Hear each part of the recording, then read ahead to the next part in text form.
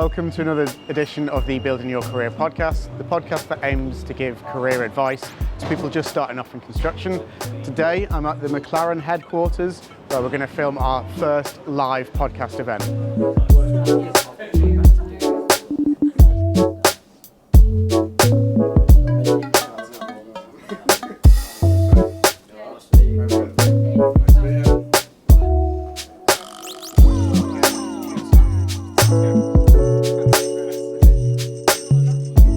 Well, I'll start off the podcast saying, first of all, thank you very much for coming on and being guests. I just wanted to start off if you could explain your position in McLaren, what it is you do. So I suppose I'll start with you, James. Could you just explain what you do in McLaren? So, James Forde, Trainee QS with McLaren.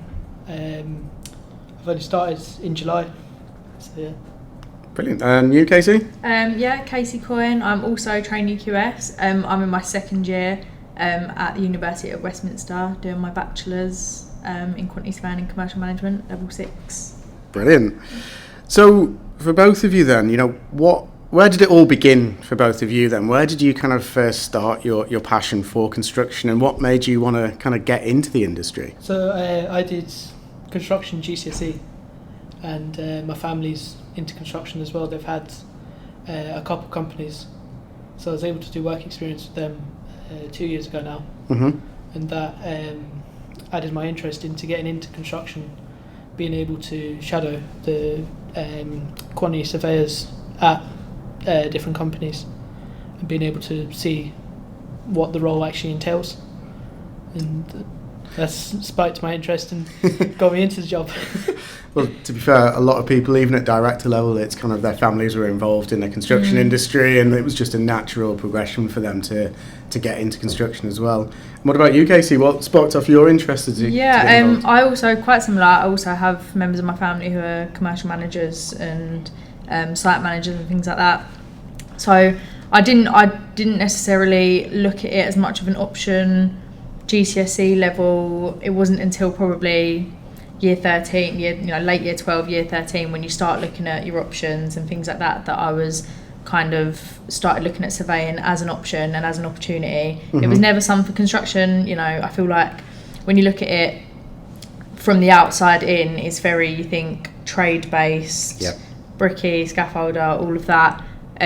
So when I kind of delved a bit deeper into it, and you look at the managers and the professional kind of roles, surveying, again, site management, project management, like things like that. There was a lot more obviously to it, and I've always quite liked my numbers. So I looked at surveying as an option, and then I went from there. And I did a work experience at McLaren in February of last year, okay. I think. I did that on a site in King's Cross, and then was able to kind of get the contacts there. I was able to speak to the commercial manager of the major projects division, the commercial director, and we had a chat about kind of what my aims and objectives were and what I wanted to do to pursue my career, and we went from there and got myself enrolled in uni, and started June last year, so it was quite a quick turnaround, but really, really good. That's nice. And you kind of touched on quite an important part there is, what I'm trying to do is dispel some of these myths as well. Like, as you say, a lot of people just consider the construction industry to be, trades and labour, out on site, and it's a, dirty job. But as you well said, you realised from early on that just wasn't the case. There's plenty of different options available for and you. I feel like a lot of the time that isn't necessarily put across in schools, especially GCSE and A-level, because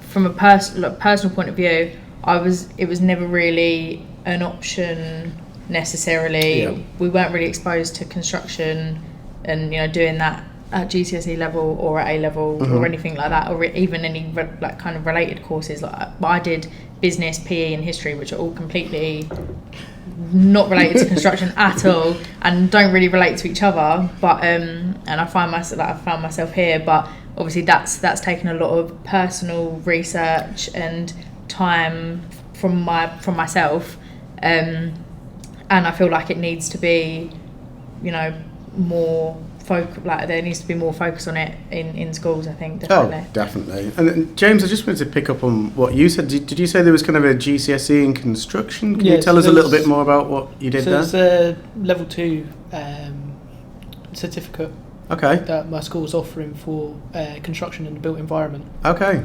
So I was able to do that for 3 years. Yeah. And then when I went into A-level, they weren't able to offer it. Okay. But they still offer it for GCSE, and I believe they're looking to have to start having A-levels construction. Brilliant. Well, that's great, because that's news to me. So I'm great that that's an option available as well. But I suppose when both of you were kind of looking around trying to find that company that was the right fit for you, then what was it about McLaren construction that kind of caught your eye then? What was it that made you pick McLaren? I did a lot of interviews, and at the time it was a lot of it was when it kind of switched a lot to online stuff. So I was doing online interview after like, it was just ridiculous, and I was kind of, you get a bit frustrated, you feel like you get knocked back sometimes when you get turned away and things like that. Mm-hmm. And then I knew a few people that worked for McLaren, so I kind of, I asked if there was any opportunities for work experience or anything like that, just so that I could go in, like, stick my foot in the door, have a look around, see what it was like. Mm-hmm. And I did 2 weeks work experience, so it was it was a good amount of time to, I was with a site team, I was moving around. It was very commercial focused, so I spent a lot of time in the commercial team, but I still went and had a look at design and operations and things like that. And I think I got just the right level of exposure to the company and the support network, being able to sit down with the commercial director, and we had a deep, a good conversation about what I wanted to do. Mm-hmm. And what my aims were, and he was very supportive and showed me, from director level you don't always get that sort of support and direct conversation and things like that.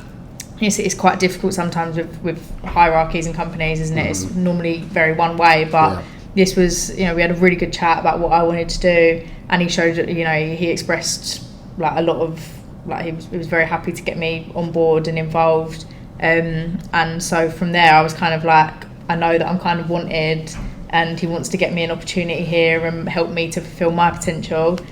So I was kind of McLaren seems like a really good company for me, so that's why I then kind of straight away after that spoke to Sam, who's obviously the head of L&D, gave her a cover letter on my CV and just said, listen, I'd really, really like the opportunity. Got some feedback, obviously, on my work experience as well, and the team were really, really supportive when I was there. And everyone gave me really good feedback and said, we'd love to get you on board. And that was kind of went from there then. Brilliant. Well, it's good that the company was showing a genuine interest in what you were trying to do and trying to achieve. That. It was really good as well. So, James, same question for you. What was it about McLaren Construction that made you think, these the one for me? So following from Kasey, I'd applied to a lot of construction companies. Obviously, it was the time when online interviews were being conducted, and I wasn't really getting much from companies saying where I'd gone wrong, what had happened. Okay. Yeah, I agree with that. And then I applied to McLaren around the start of June. I had an interview early July, and then by the end of July I started working with them.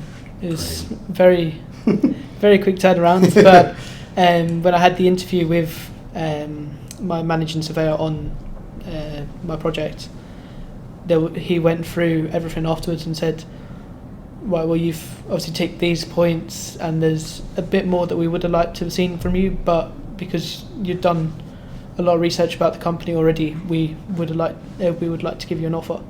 Brilliant. So it's all quite fast turnarounds, and you just knew very it was fast. Right for you. Okay. Very fast. So since you've kind of joined then, could you just talk me through some of the interesting projects that you've worked on, maybe some of the challenges that you faced when working on those projects as well? Yeah, I've only worked on one at the moment. It's in Aldgate, so right by Liverpool Street. It's nice and central.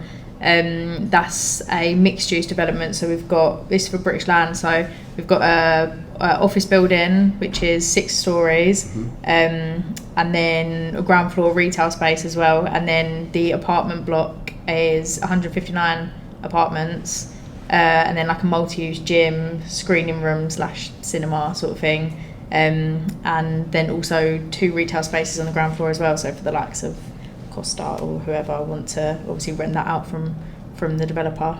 But yeah, it's a good first project to get involved on. It hasn't been it's been smooth running, but you know, with every construction project there's bumps in the road, so I'd say it's been a really good project as my first to get involved in, and I've obviously been there since I started, so that's a year and a half almost, and then PC for that is next April.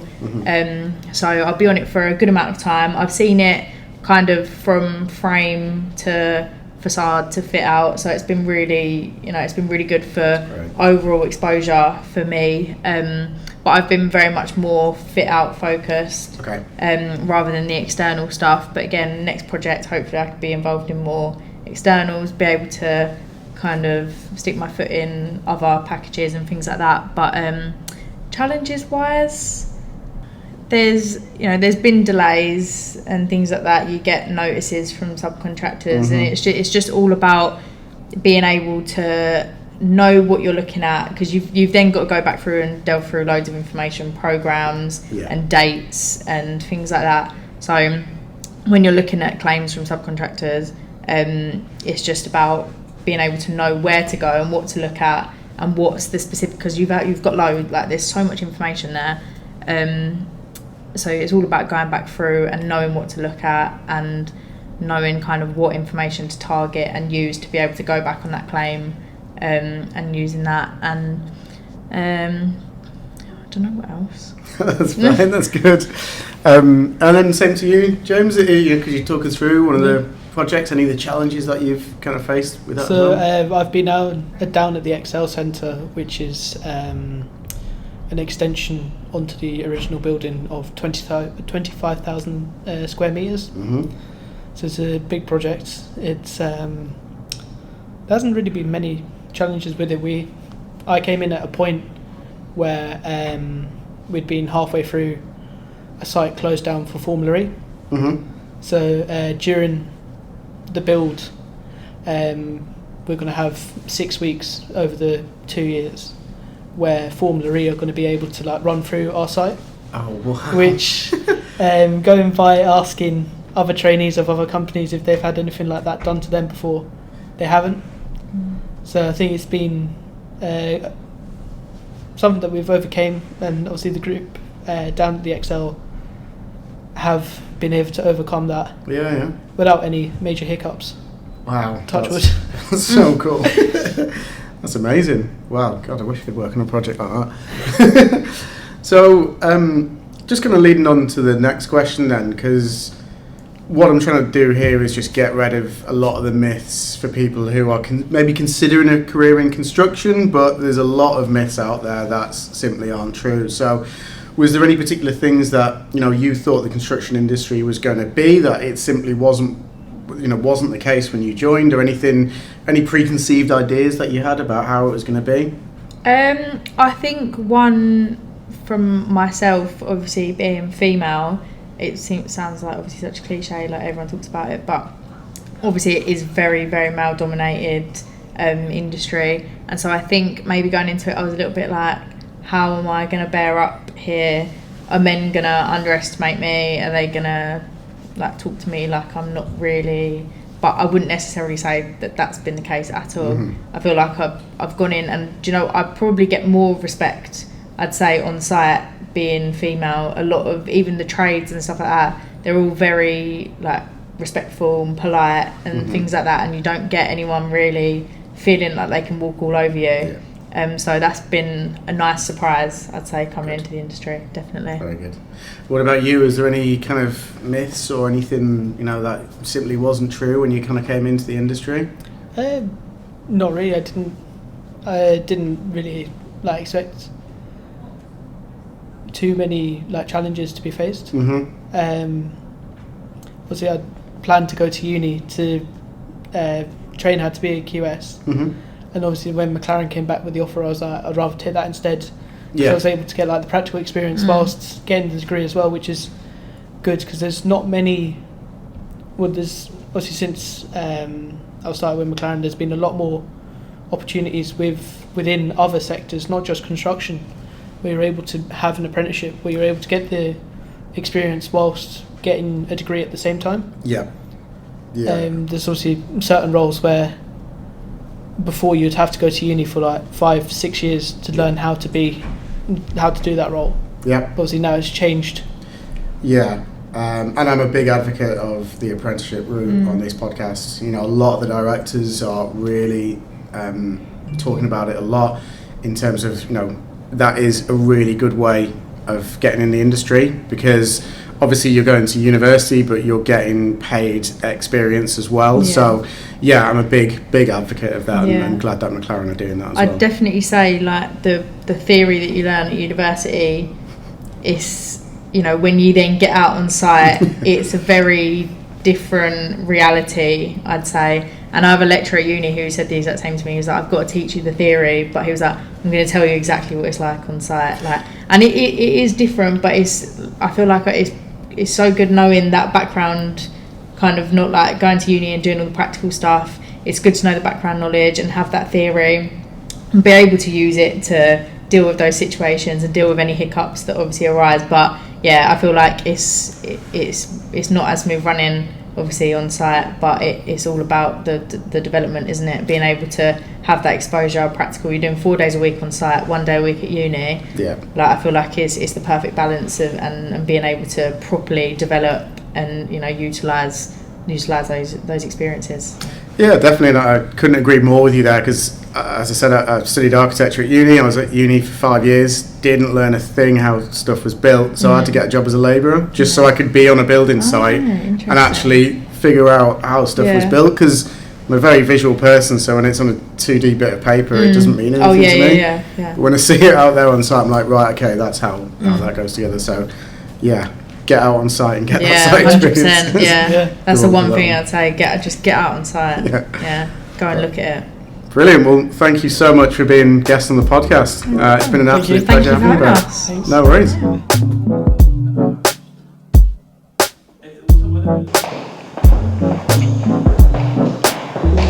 Thanks for joining us in another episode of the Building Your Career podcast. Don't forget to like, comment and subscribe so we can reach even more listeners.